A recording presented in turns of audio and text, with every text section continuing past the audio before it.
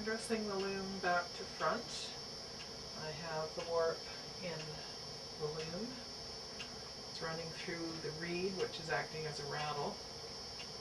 And I'm just holding the warp by the choke tie, and I'm going to pull gently back on it and move the leaf sticks back and forth a little bit to straighten the threads out. There's a little bit of unevenness here, but not too badly.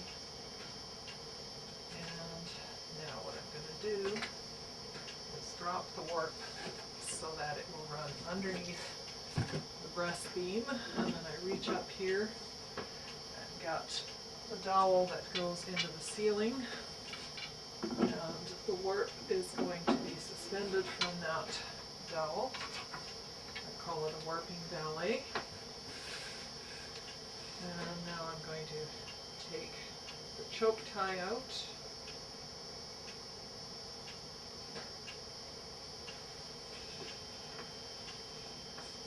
And take that little twist out.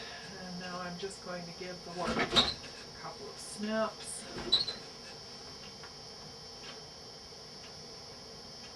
And Lark's hitting a string around the warp chain. And then an S-hook goes on there. And then a jug of water goes onto that to provide tension to the warp chain. And I'm going to move the leaf sticks all the way up as high as I can.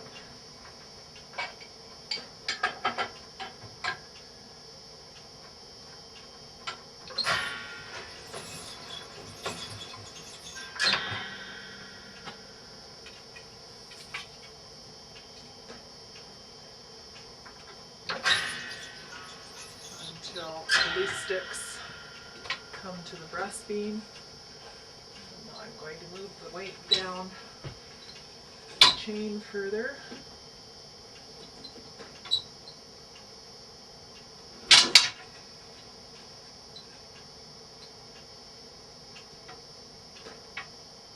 rehang the water bottle.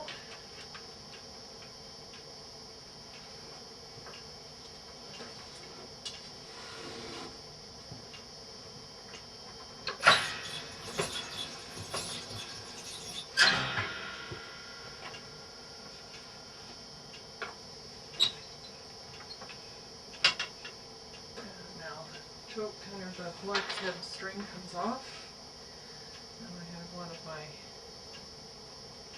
securing strings here that help keep the warp nice and neat and tidy. This is a 9-meter long warp.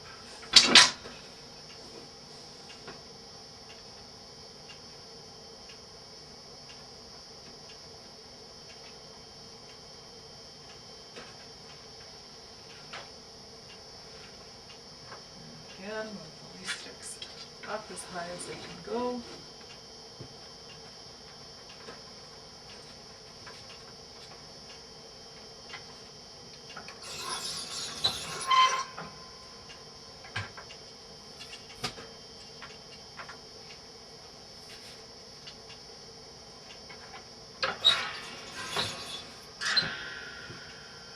I use bamboo blinds for warp packing.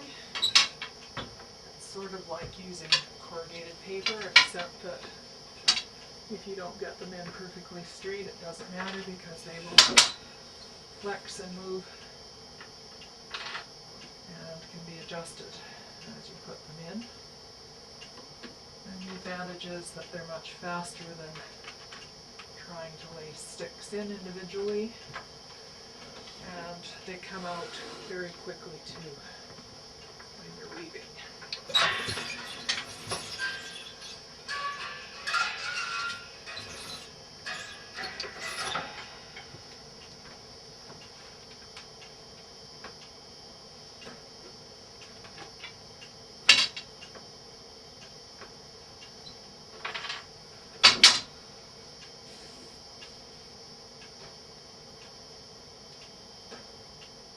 And again, just hang the string in the S-hook so that the weight can hang off the warp chain.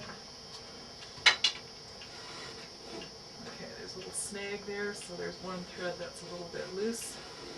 So we just want to keep that looseness above the least sticks.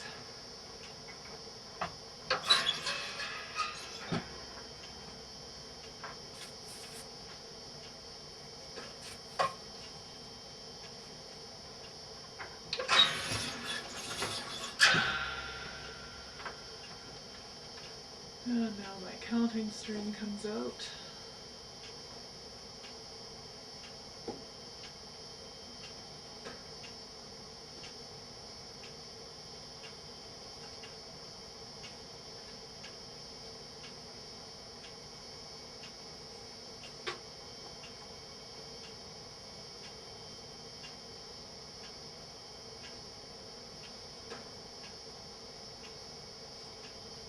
Try not to mess the work chain up too much taking it out, but sometimes it does get a little bit messy.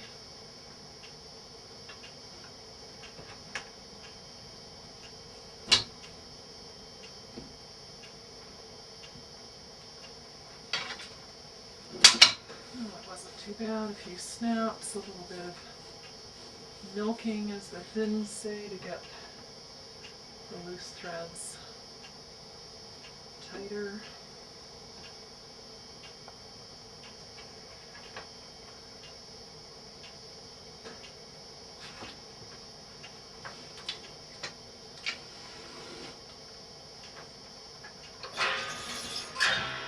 At this point, I'm going to use the long part of the string, and that long part of the string will go up and over the valet.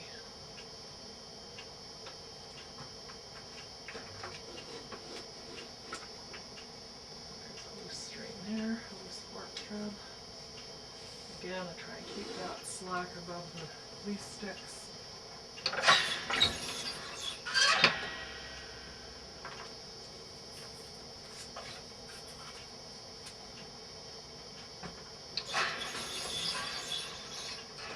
The least sticks are just at the breast beam. And I take that all off. And now work comes over the breast beam. The final little bit. And there are a few kind of loose threads there, so I'm just going to take a brush and gently straighten them out. I could do it with my fingers, but this yarn doesn't mind being brushed, so it goes a little faster with the brush. And then I'm not messing with the warp.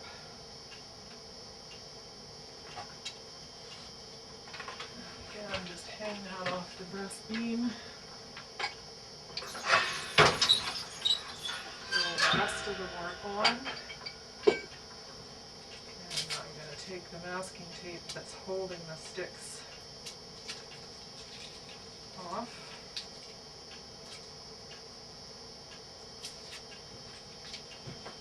And the weight on the warp chain is going to hold everything in place so that I can transfer the cross.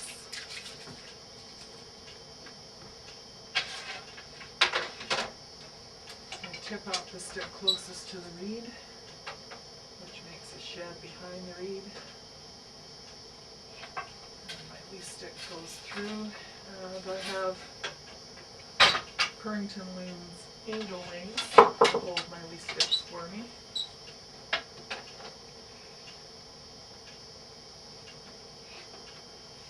And the other stick gets tipped up, form the second shed, and voila, the work is beamed.